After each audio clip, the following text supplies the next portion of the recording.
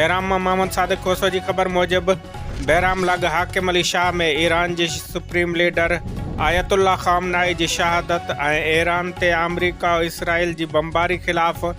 शिया मोमिनीन ऐं मुख़्तलिफ़ मकतब फ़िक्र जे माण्हुनि पारां रैली कढी वई। मुज़ाहिरीन कंबर शहदाद कोट बाईपास ते धरणो हणी रोड ब्लॉक करे छॾियो, जंहिं करे सिंध ऐं बलोचिस्तान जी ट्रैफ़िक मुअतल थी वई ऐं मुसाफ़िरनि खे सख़्त परेशानियुनि जो मुंहुं ॾिसणो पियो। रैली खे ख़िताब कंदे अॻवाननि मौलवी अब्दुल गनी कमी, ताज मोहम्मद मुंतज़िरी ऐं ॿियनि चयो त अमरीका ऐं इसराइल ईरान ते हमिलो करे जंग जी शुरूआत कई आहे, पर हीअ जंग